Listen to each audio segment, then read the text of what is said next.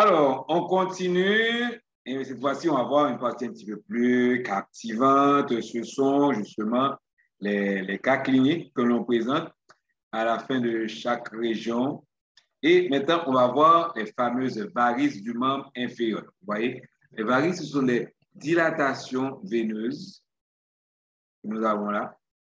OK? Et comme nous sommes du côté du gros orteil, qui peut me dire c'est quelle veine qui est à la tête? Côté médial. Donc, je ne donne pas la réponse, à vous d'aller. Donc, nous avons cette dilatation veineuse qui n'est pas trop esthétique. C'est dû à quoi? Normalement, les veines ont des valves. Okay? Et les valves vont aider à la remontée du sang. Nous avons deux principes, deux phénomènes qui permettent la remontée du sang. Premièrement, vous avez l'aspiration qui est au niveau du cœur. C'est pour ça qu'on dit qu'au niveau du cœur, nous avons une pression négative qui va donc aspirer la soupe par un phénomène de succion. Mais il y a aussi les muscles, quand ils se contractent, ils massent les veines et à ce moment-là, ils poussent le sang des deux côtés, vers le haut et vers le bas. Mais le sang ne peut pas refluer vers le bas parce que justement, nous avons une valve compétente. Donc, ce qui arrive là, vous voyez. Donc, lorsque le muscle se contracte, le sang du haut monte parce que la valvule s'ouvre, mais la valvule distale se ferme. Que se passe-t-il lorsque nous avons les fameuses varices? Nous avons une dilatation de la veine et cette dilatation de la veine empêche justement aux valvules de se refermer. Donc, le sang va gonfler au niveau des veines. Là, nous sommes une veine superficielle postérieure. Vous devez pouvoir me dire c'est quelle veine que l'on voit ici en postérieur. Maintenant, on aura pour conséquence la paroi va s'affaiblir. Vous allez avoir ce qu'on appelle le sang va rester, va progresser. Vous allez avoir ce qu'on appelle une stase veineuse avec un peu de liquide qui sort et qui va provoquer chez cette personne un phénomène qu'on appelle l'inflammation. Alors, inflammation, ça va dire que c'est enflé, l'enflé. L'inflammation, nous voyons le mot flamme. Ça veut dire que c'est chaud, c'est douloureux. C'est une réaction des tissus environnants, okay, face à cette agression.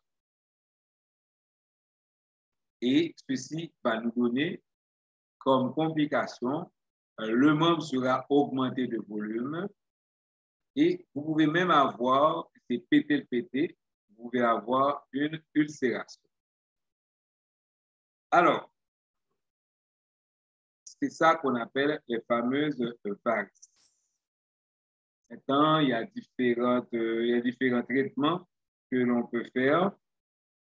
Okay? On peut avoir on peut faire des ligatures des valvules, on peut faire l'excision par stripping, qu'on appelle un événage des grands et des petites veines saines. Et dans certains cas, on peut essayer des reconstructions valvulaires. Donc, ça, ce sont des varices qui sont dues à la dilatation des veines parce que le sang n'arrive plus bien à remonter. Maintenant, ces varices peuvent avoir une complication. C'est ce qu'on appelle les thromboses veineuses profondes. Dans la thrombose veineuse profonde, il y a M. Virchow qui a trouvé justement sa fameuse triade. Il faut la stase veineuse, on a vu, lorsque vous avez dilatation et incompétence des valvules. Mais vous avez aussi une inflammation au niveau de la veine qui va entraîner une lésion de la veine. Et cette veine qui est lésée va provoquer la formation d'un caillot et vous donner la thrombose veineuse profonde qui est très douloureuse.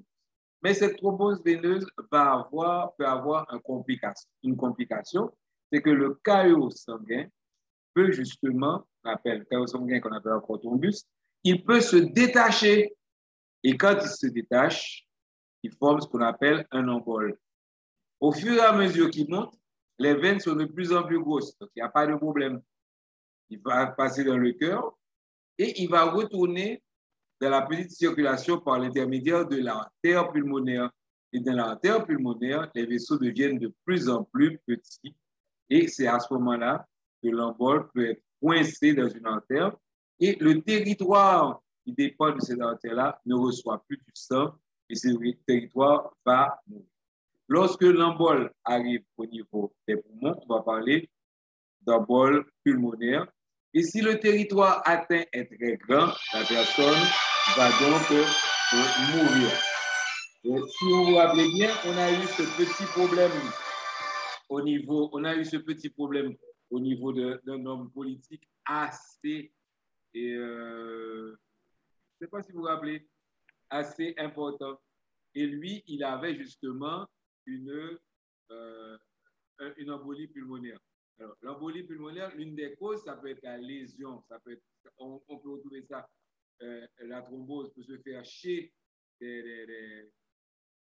des femmes enceintes, mais aussi chez des personnes qui prennent trop souvent l'avion.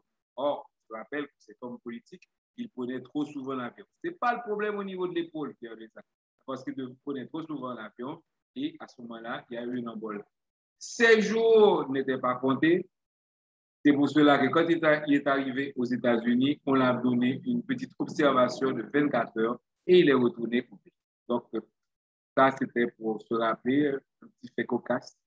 Donc, c'était justement les thromboses veineuses profondes, deuxième cas clinique que nous avons pour les veines.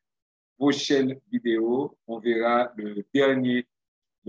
la dernière section du chapitre de la fameuse la section qui s'appelle le passage de l'abdomen et du pelvis au membre inférieur. Donc, à la prochaine vidéo. Bye bye.